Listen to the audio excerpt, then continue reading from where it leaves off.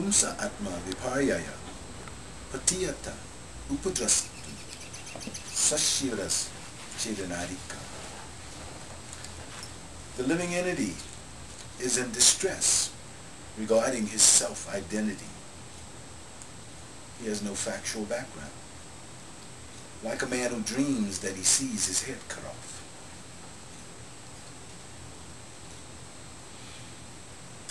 Prabhupada gives a very nice purport to this verse.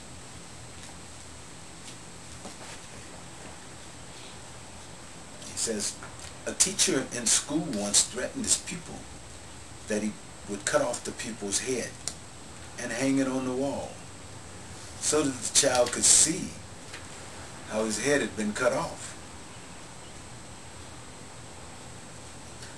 The child became frightened and stopped his mischief. Similarly, the miseries of the pure soul and the disruption of his self-identification are managed by the external energy of the Lord, which controls those mischievous living entities who want to go against the will of the Lord. Actually, there is no bondage or misery for the living entity, nor does he ever lose his pure knowledge.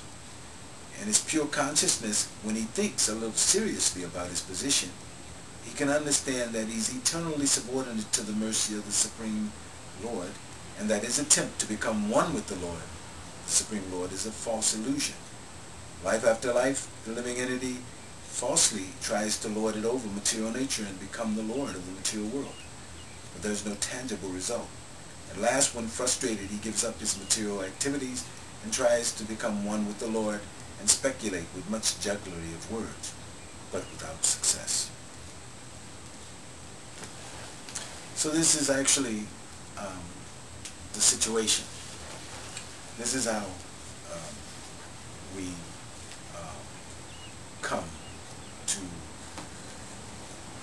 be situated, become fallen into this struggle for existence. Because in our identification with the material body, we lose any standing of our factual existence. So we try to carve out an existence based on the illusion of being the body. So our whole life is actually one of a deluded condition of trying to place a foundation on a weak foundation. See, we're trying to place some existence on this weak foundation, but we're trying to make it a permanent settlement. See, it's going on in the whole of society, in the field of education, everything, because just like, in history, just like you have so many people, they try to establish some historical foundation for accepting that one culture is the original culture, or one race is the original race or man, like that. All of this is like it says, because they have no factual background. He's in distress about his self-identity.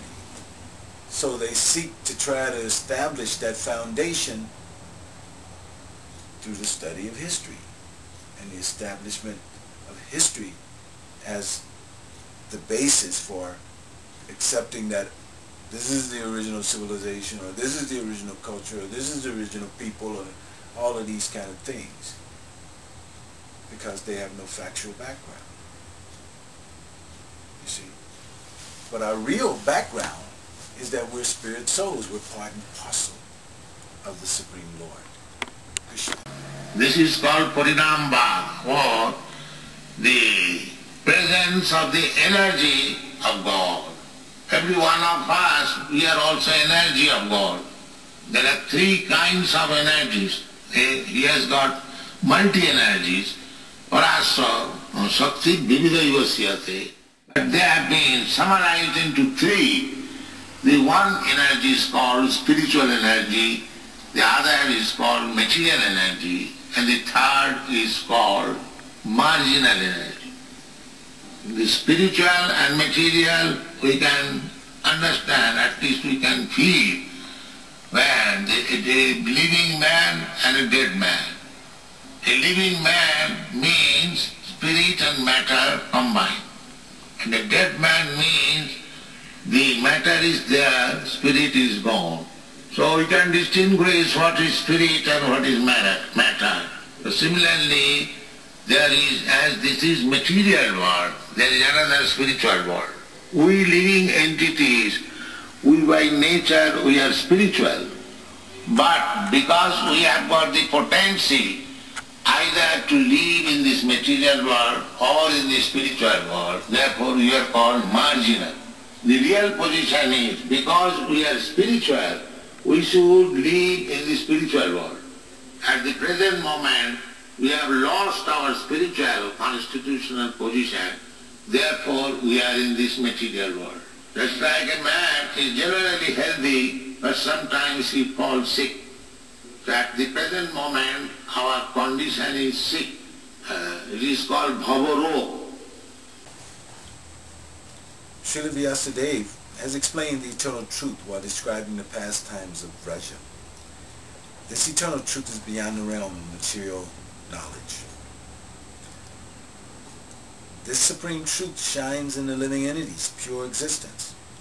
This pure existence is attainable by conditioned souls through pure absolute samadhi, which vanquishes all impediments. The two types of samadhi, artificial and absolute. The devotees accept natural samadhi as absolute and fabricated samadhi as artificial, regardless of whatever explanation the Gyanis have. The soul is spiritual, therefore the qualities of self-knowledge and knowledge of other objects are naturally present in him. By the quality of self-knowledge, one can realize one's self. By the quality of knowing other objects, one can realize all other objects. Since such qualities are the constitutional nature of a living entity, where is the doubt that natural samadhi is absolute? A living entity does not require to take shelter of another instrument to understand the supreme object. Therefore, this samadhi is faultless. But when one takes shelter of Sankhya samadhi, which entails faulty or unnatural activities, meaning the yoga processes, the yogic practices, it's known as artificial samadhi.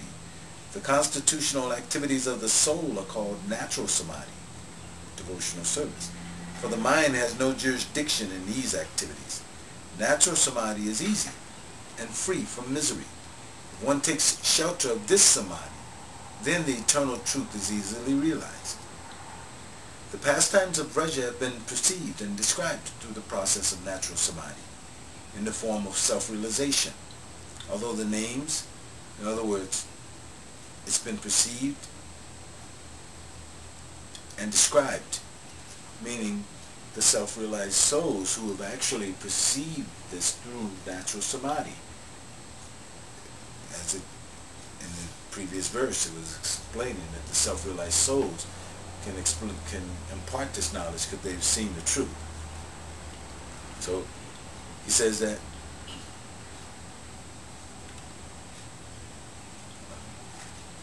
although the names, forms, and qualities and activities that are used to describe Vraja Leela appear almost mundane, that is only because the material world created by Maya is similar in its origin to Vaikuntha.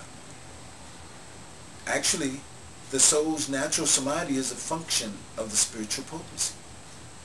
Whatever is perceived through natural samadhi is the ideal example for the material world, not imitation. In other words, the material world is a reflection of the spiritual world. So it's actually an imitation, not the other way around.